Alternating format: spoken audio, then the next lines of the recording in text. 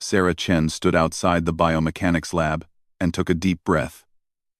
Her hands shook as she held her datapad.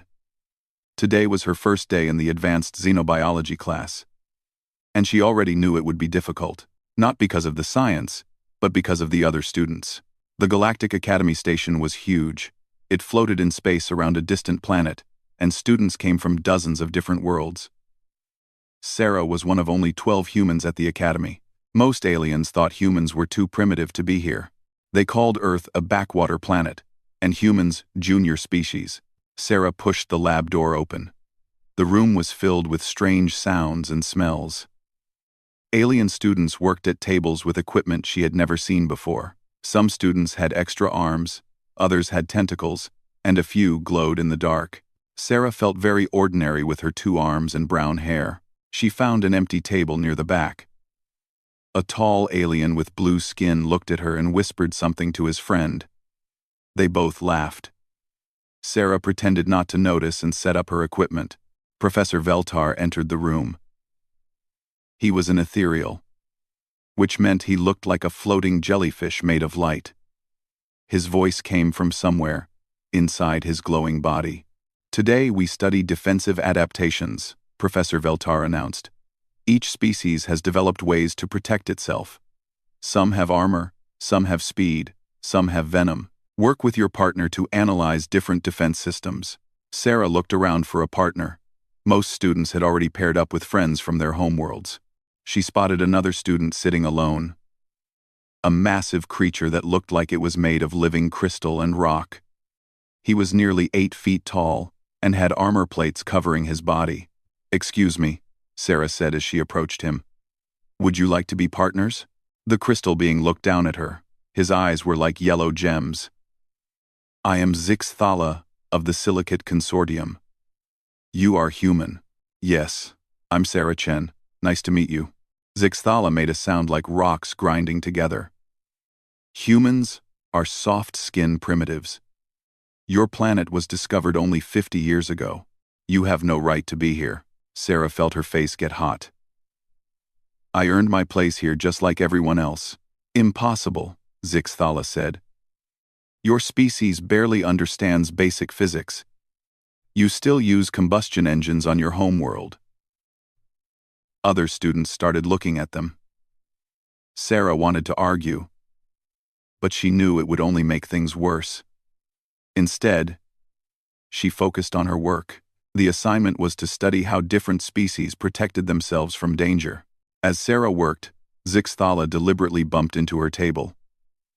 Her carefully arranged samples scattered across the floor. Some of the delicate equipment broke when it hit the ground. "Oops," Zix Thala said without any emotion in his voice. Clumsy, soft skin, Sarah knelt down to pick up the pieces. Her experiment was ruined. She would need to start over, but there was not enough time left in class. Professor Veltar floated over. "Is there a problem here?" "No problem," Zix Thala said quickly. "The human made a mistake. Very careless." Sarah looked up from the floor. She wanted to tell the professor what really happened.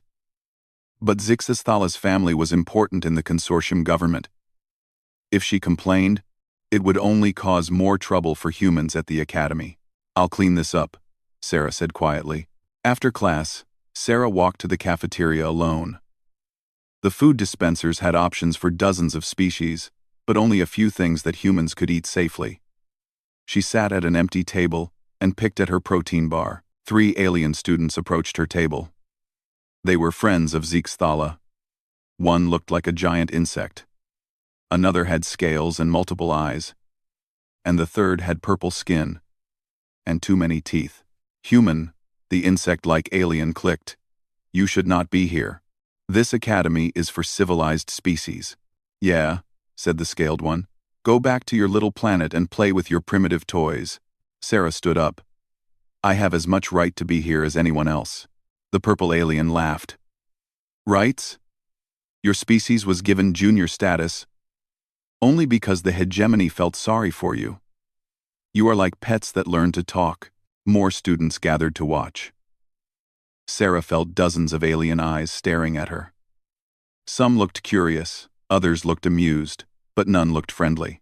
"We have a suggestion," the insect alien continued. "Drop out now before you embarrass yourself further. Save everyone the trouble." Sarah looked around at all the faces watching her. She could feel their judgment, their certainty that she did not belong.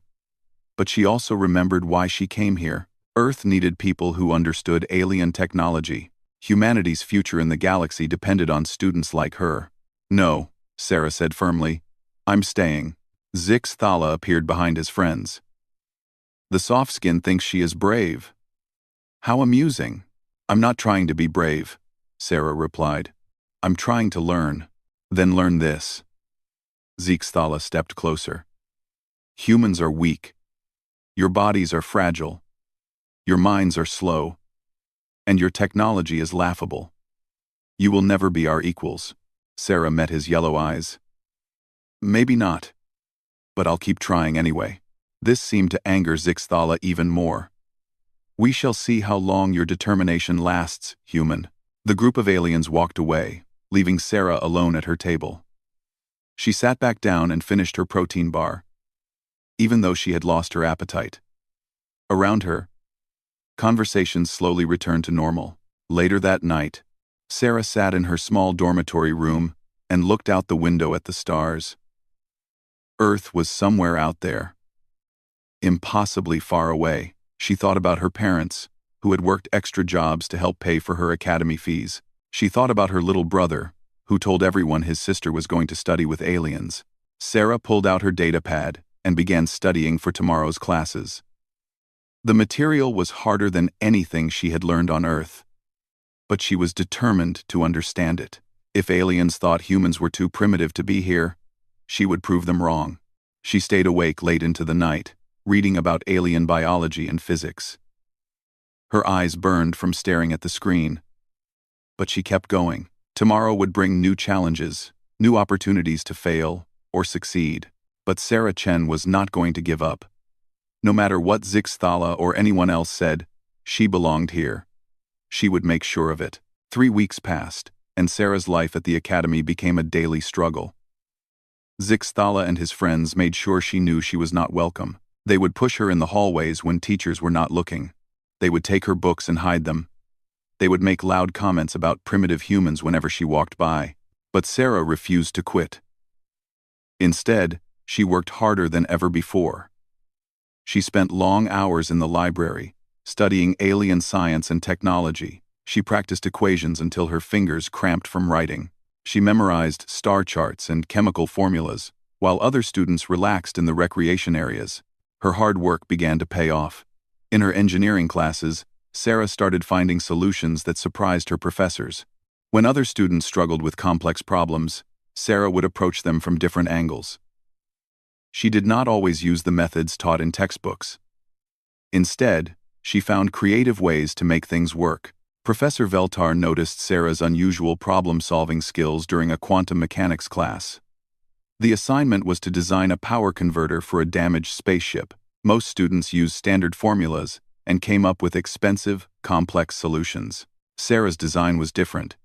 It used simple components arranged in an unusual pattern. On paper, it looked like it should not work. But when Professor Veltar ran simulations, her design was more efficient than anything else in the class. "Fascinating," Professor Veltar said as he examined Sarah's work. "How did you know this configuration would function?" "I didn't know for sure," Sarah admitted. "But I thought about how we fix things on Earth when we don't have the right parts. Sometimes, you have to improvise." Word of Sarah's creative solutions spread among the faculty. Some professors were impressed. Others were confused. How could a student from such a primitive world solve problems that stumped more advanced species? This attention made Zix Thala angrier. His own grades were good, but not exceptional. He came from a family of important military leaders in the Silicate Consortium. All his life, he had been told that his species was naturally superior to carbon-based life forms. The idea that a human could outperform him was unthinkable. Zix Thala decided to escalate his harassment. He began following Sarah to the library and making noise to distract her while she studied. He would spill things on her assignments right before they were due. He convinced other students to exclude her from study groups. One day, Sarah was working alone in the chemistry lab when Zixthala approached her workstation. He pretended to be friendly, but Sarah could see the anger in his yellow eyes. "Human," he said in his grinding voice. "I have been thinking about our first meeting." "What about it?" Sarah asked, without looking up from her experiment. "You said you earned your place here. But we both know that is not true. Your species was given charity admission to make the hegemony appear inclusive. You are here because of politics, not merit." Sarah finally looked at him. "Is that what you think?" "It is what I know. Humans have no natural defenses, no advanced technology, no special abilities. Your only talent is breeding quickly and making noise." Sarah set down her tools carefully. "Maybe you're right about some of those things, but I'm still here. And I'm still passing my classes." Zixthala leaned closer. His crystalline body reflected the lab lights in sharp patterns. "For now. But everyone knows you do not belong. Even the professors talk about the human curiosity in their private meetings." This hit Sarah harder than the physical harassment. She had hoped that her good grades would earn respect from the faculty. Learning that they still saw her as a curiosity was painful. "I see my words have effect," Zixthala continued. "Good. Perhaps now you will understand your situation. You can leave voluntarily, or you can be forced out when you inevitably fail." Sarah took a deep breath. "Or I can keep working and prove you wrong." Zixthala's armor plates shifted, a sign of growing anger in his species. "There is nothing to prove. You are inferior. Your entire species is inferior. The galaxy would be better without your kind cluttering up important institutions." "That's enough," a new voice said. Professor Veltar had entered the lab. His ethereal form pulsed with soft light as he approached them. "Zixthala, please return to your dormitory," the professor said calmly. "Of course, Professor," Zixthala replied, suddenly polite. "I was just helping the human with her studies." After Zixthala left, Professor Veltar floated near Sarah's workstation. "Are you well, Miss Chen?" Sarah nodded, but she did not trust herself to speak without her voice shaking. "I am aware of the difficulties you face here," Professor Veltar continued. "Unfortunately, the Academy must balance educational goals with political realities. The Silicate Consortium provides significant funding for our research programs." "I understand," Sarah said quietly. "However," the professor added, "I want you to know that your work has been impressive. Your unconventional approaches to problem-solving are quite valuable. Do not let others discourage you from pursuing your studies." That evening, Sarah sat in her room and thought about Professor Veltar's words. She was grateful for his support, but she also understood the limits of what he could do. The Academy needed money from powerful alien governments. Protecting one human student was not worth risking those relationships. Sarah opened her xenobiology textbook and began reading about different species' abilities. She learned that most aliens had evolved specialized advantages. Some had natural armor, others had perfect memory, and some could see across multiple light spectrums. But as she read, Sarah noticed something interesting. Many alien species had powerful abilities, but they also had significant weaknesses. Crystalline beings like Zixthala were incredibly strong but vulnerable to certain frequencies. High-gravity species were tough but moved slowly in standard environments. Telepathic species were mentally advanced but physically fragile. Humans seemed ordinary by comparison. They were not the strongest, fastest, or smartest species, but they were adaptable. They could survive in many different environments. They could eat a wide variety of foods. They could learn from other species and combine different ideas in new ways. Most importantly, humans did not give up easily. When other species faced problems, they used their specialized abilities to solve them. When humans faced problems, they found ways around their limitations. Sarah closed her textbook and looked at her reflection in the dark window. Tomorrow would bring new challenges from Zixthala and his friends. But she was beginning to understand something that they did not. Being human was not a weakness to overcome. It was a different kind of strength that they could not recognize. She would show them what human determination could accomplish. 2 months later, the Academy held its annual Symbiosis Fair. Students from every species presented projects that showed cooperation between different kinds of life. Sarah had been working on her final project for weeks, and she was nervous but excited to show it. Her project was a shield generator that worked differently from anything the Academy had seen before. Instead of using massive amounts of power like traditional shields, Sarah's design used harmonic frequencies. It created protective barriers by making sound waves that canceled out incoming energy. The idea came from studying how humans dealt with problems on Earth. When they could not overpower something, they found ways around it. Sarah applied this thinking to defensive technology. On the day of the fair, Sarah set up her display in the main exhibition hall. The room was filled with amazing projects. One student had created living artwork that changed colors based on emotions. Another had designed a translator that worked with species that communicated through chemical signals. But Sarah's shield generator drew the biggest crowds. Professors and students gathered around her table as she demonstrated how the device worked. She showed them how a small amount of power could create shields stronger than systems that used 10 times more energy. "Remarkable efficiency," commented Professor Veltar. "How did you develop this approach?" "I studied how different species create natural barriers," Sarah explained. "Then I looked for patterns that could be copied with technology. The frequency modulation is based on how some Earth animals use echolocation." Dr. Kenthera, the head of the engineering department, examined Sarah's calculations. "This should not work according to standard shield theory.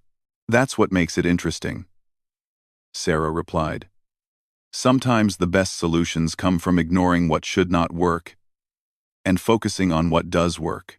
More professors gathered around Sarah's display. Students pressed closer to get a better look. Sarah felt proud as she answered their questions and explained her design. For the first time since arriving at the Academy, she felt like she truly belonged here. From across the room, Zixthala watched with growing anger. His own project, an improved armor plating system, had received polite attention but nothing like the excitement surrounding Sarah's work. Students and faculty were treating the human like she was actually intelligent.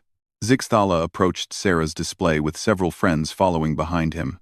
The crowd around her table noticed the large crystalline alien pushing through and began to move aside. "Interesting toy," Zixthala said loudly. "But I wonder if it really works or if this is another human trick." Sarah looked up from her demonstration. "It's not a trick. The mathematics are solid, and the testing results speak for themselves." "Testing results can be faked," Zixthala replied, "especially by primitive species trying to appear more advanced than they really are." The crowd grew quiet. Professor Veltar moved closer, sensing trouble. "The results were verified by Academy equipment," Sarah said calmly. "Any professor here can confirm that." Zixthala's armor plates shifted, the way they always did when he was angry. "Verification can be arranged when the right political pressure is applied. Everyone knows humans received special treatment to get into this academy." Sarah felt her face get hot. "My grades and test scores earned me this place." "Grades and test scores that were adjusted to make humans appear competent," Zixthala countered. "This entire display is proof that your species does not belong here. Real shield technology requires massive power systems and advanced materials. Your little device is probably just creating pretty light shows." 1. The crowd was now watching intently. Some students were recording the confrontation. Sarah realized that this moment would be remembered long after the fair ended. "If you think my shield doesn't work," Sarah said, "then test it." "An excellent idea," Zixthala replied with a dangerous smile. "I propose an educational demonstration. Let us see how well human engineering performs under real conditions." Professor Veltar floated forward. "Perhaps this discussion should continue in a more private setting." "No," Zixthala said firmly. "The Academy promotes learning through demonstration. I am simply suggesting we verify the human's claims in a scientific manner." Several other professors had now gathered around them. Sarah knew they were in a difficult position. Zixthala was technically requesting a legitimate academic exercise, but everyone could see this was really a challenge. "Very well," Dr. Kenthara said finally. "We can use the combat simulation chamber. It is designed for studying defensive systems in controlled conditions." An hour later, Sarah stood in the simulation chamber with her shield generator. The room was circular with smooth walls that could project any environment. Observation windows allowed the professors and students to watch safely. Zix Thala stood across from her, his crystalline body reflecting the chamber's lights. He had natural weapons, acid glands that could dissolve most materials, and armor plates that could deflect energy weapons. "Remember," Dr. Kenthara announced through the speakers, "this is an educational demonstration. We are testing the effectiveness of different defensive systems. Excessive force is not permitted." Sarah activated her shield generator. A shimmering barrier appeared around her, humming with harmonic frequencies. The sound was almost musical. Zix Thala began with simple attacks, throwing metal objects and firing energy bursts from practice weapons. Sarah's shield deflected everything easily. The professors took notes as they watched the unusual defense system work. "Impressive adaptation," Professor Veltar commented. "The frequency modulation is automatically adjusting to different types of incoming threats." But Zix Thala was becoming frustrated. Nothing he tried could get through Sarah's shield. Worse, she was not just defending herself. She was analyzing his attacks and adapting her shield frequencies to counter them more effectively. "Enough games," Zix Thala growled. He charged directly at Sarah's position. Sarah's shield held, but the impact knocked her backward. Zix Thala began striking the barrier with his armored fists. Each hit sent ripples across the energy field. "The shield is holding," Dr. Kenthara observed. "Power consumption remains minimal, even under direct assault." This was too much for Zix Thala. His family was important. His species was advanced. He was supposed to be superior to this soft-skinned primitive. The fact that her simple device was stopping him completely was humiliating. In his rage, Zix Thala did something that violated every rule of the academy. He opened the acid glands in his arms and sprayed concentrated acid directly at Sarah. The corrosive liquid passed right through her harmonic shield. The shield was designed to stop energy and solid objects, but it could not filter out chemical attacks. The acid hit Sarah's left arm and immediately began burning through her jacket. She screamed as the liquid ate through the fabric and reached her skin. The pain was unlike anything she had ever felt. "Medical emergency," Professor Veltar shouted. "Stop the demonstration immediately." Sarah fell to her knees, clutching her burning arm. The acid continued to dissolve her jacket sleeve, and smoke rose from her skin. The observation room erupted in chaos as professors called for medical assistance. Zix Thala stood over Sarah, finally satisfied. "Now you see the difference between human weakness and crystalline strength. Your pathetic shield cannot protect you from real weapons." The crowd expected Sarah to surrender immediately. Most species would be unconscious from the pain. Others would be begging for medical help. But as Sarah knelt on the chamber floor, something unexpected happened. Instead of crying or giving up, she slowly raised her head and looked at her burned arm. The jacket was ruined. Her skin was red and blistered. The pain was extraordinary, but her hand still worked. Her fingers still moved. Sarah stood up. She looked directly at Zix Thala with an expression he had never seen before on any species' face. It was not fear, or pain, or defeat. It was anger. Cold, focused, determined anger. "Is that all you have?" Sarah asked quietly. The observation room went completely silent. Sarah's question hung in the air like a challenge. Zix Thala stared at her in shock. No species he knew could function normally after an acid attack. The human should be writhing in agony, not standing up and asking for more. "Impossible," Zix Thala whispered. "You should be incapacitated. The acid should have disabled your entire arm." Sarah looked down at her damaged limb. The skin was burned and blistered, but underneath the pain, she could feel something else. Her heart was beating faster than normal. Her muscles felt charged with energy. Her mind was clearer than it had been in weeks. She had read about this phenomenon in her xenobiology studies. Most species had evolved to shut down when injured, to conserve energy for healing. But humans had developed differently. On the dangerous world of Earth, being injured often meant predators were nearby. Stopping to rest could mean death. So human bodies did something that aliens found incomprehensible. When hurt, they released chemicals that made them stronger, faster, and more determined. Pain became fuel instead of weakness. Let me explain something about humans, Sarah said, flexing her burned fingers. We evolved on a world where everything wanted to kill us. Getting hurt wasn't the end of a fight. It was just the beginning. Zixthala took a step backward. Something in Sarah's voice had changed. Where there had been nervousness before, now there was cold confidence. In the observation room, Professor Veltar was frantically calling for medical teams. But Dr. Kenth Ara had stopped him. Wait, the engineering professor said. Look at her vital signs. Heart rate elevated, but stable. Adrenaline levels extremely high. She's not going into shock. She's entering some kind of enhanced state. Enhanced state? Professor Veltar asked. I've read theoretical papers about human physiology, Dr. Kenthara replied, but I never believed they were accurate. Humans apparently have the ability to function at higher levels when injured. Their pain response actually increases performance, instead of decreasing it. Back in the chamber, Sarah was circling Zixthala like a predator.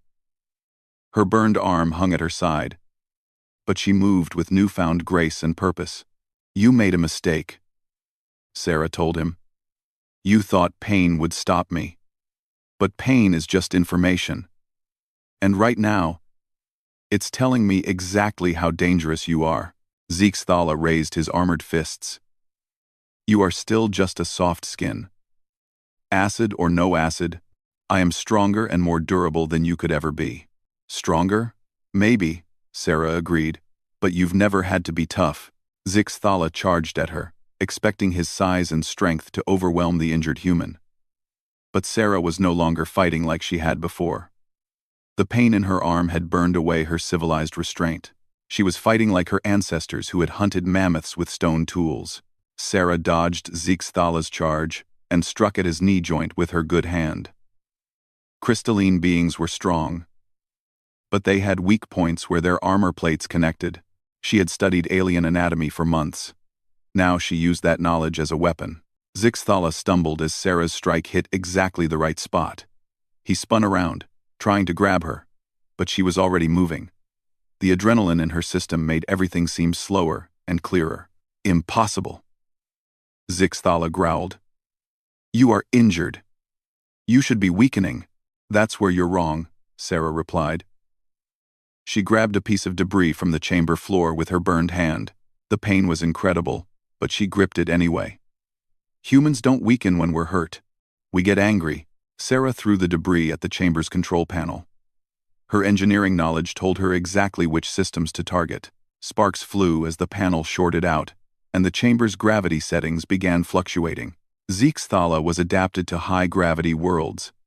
In normal Academy gravity, he was already moving more slowly than usual, but as the gravity fluctuated between high and low settings, he became disoriented and clumsy. Sarah, meanwhile, had grown up on a world with variable gravity zones. Humans were naturally adaptable.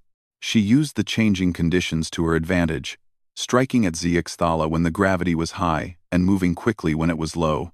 This is impossible, Zixthala repeated. You are a primitive species. You have no natural weapons, no armor, no special abilities, Sarah smiled grimly. You're right. We don't have any of those things. Want to know what we do have? She grabbed another piece of equipment and hurled it at the chamber's acoustic system. The harmonic frequencies from her shield generator were still active, but now they were being amplified and distorted by the damaged speakers. The sound waves that resulted were perfectly tuned to disrupt crystalline structures. Zixthala's armor began to vibrate violently. Cracks appeared along his joints as the frequencies interfered with his molecular structure. We have stubbornness, Sarah continued, advancing on the disoriented alien. We have the ability to improvise. And we have the simple, stupid refusal to give up when any sane species would quit. Zixthala fell to his knees as the acoustic attack intensified. His crystalline body was designed to withstand physical impacts, not harmonic disruption. The very frequencies that made Sarah's shield work were now being used to tear him apart. "Stop," Zixthala pleaded. "I yield. You have won." But Sarah was no longer thinking about winning or losing. The acid attack had transformed this from an academic demonstration into something much more primitive. She was running on instincts that were millions of years old. Sarah reached out with her burned hand and grabbed Zixthala by the throat. The pain from her damaged skin was excruciating, but she held on anyway. Her grip was not particularly strong, but it was absolutely determined. "You wanted to show everyone the difference between human weakness and crystalline strength," Sarah said quietly. "Let me show you the real difference." Zixthala tried to break free, but the harmonic frequencies had weakened his armor. More importantly, he was discovering something that no crystalline had ever experienced before. He was afraid. His species had evolved as apex predators on high-gravity worlds. They had never faced creatures that became more dangerous when injured. The concept of an enemy that grew stronger through pain was beyond their understanding. "The difference," Sarah continued, "is that you fight until it hurts. We fight until it's finished." In the observation room, the professors watched in stunned silence. Medical teams stood ready, but they could not enter the chamber while it was in combat mode. "Fascinating," Dr. Kenthara whispered. "Look at the biometric readings. Her pain levels are off the charts, but her performance is actually improving. How is this possible?" "Human evolutionary psychology," Professor Veltar replied. "I am beginning to understand why their species survived on such a dangerous world. They do not view injury as a reason to stop fighting. They view it as a reason to fight harder." "I know. They view it as a reason to fight harder." Back in the chamber, Sarah finally released Zixthala's throat. He collapsed to the floor, no longer a threat. The harmonic frequencies had cracked his armor in dozens of places. But more importantly, they had cracked his confidence. Sarah stood over him, her burned arm hanging at her side, her chest heaving with exhaustion. But her eyes were still alert and dangerous. "Next time you want to test human engineering," she said, "remember that humans build their best machines out of their worst failures." The chamber's emergency systems finally activated, flooding the room with medical foam and neutralizing agents. Sarah swayed on her feet as the adrenaline began to wear off, but she remained standing until the medical teams reached her. As they treated her burned arm, Sarah looked through the observation window at the crowd of alien students. Their expressions had changed completely.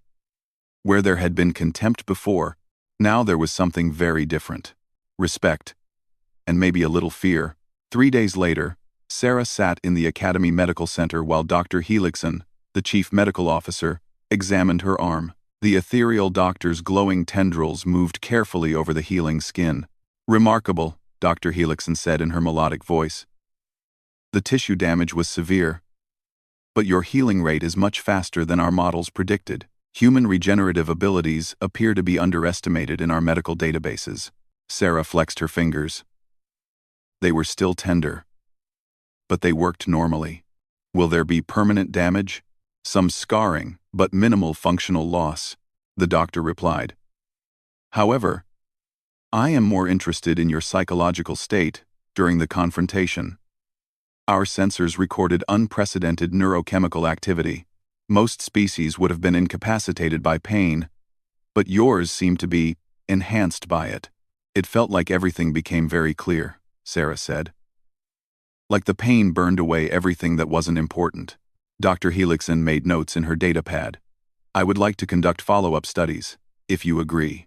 Your species' pain response could revolutionize our understanding of combat medicine and stress psychology." After leaving the medical center, Sarah walked through the academy corridors. Students stared at her as she passed, but their expressions were very different now. Whispered conversations followed in her wake. "That's the human who fought Zixthala. I heard she kept fighting after the acid attack.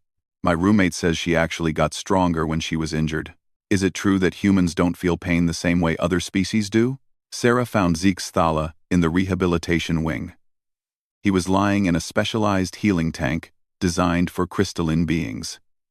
His armor had been repaired, but cracks were still visible along the joints. When he saw Sarah approaching, his yellow eyes widened with something she had never seen in them before. "Fear.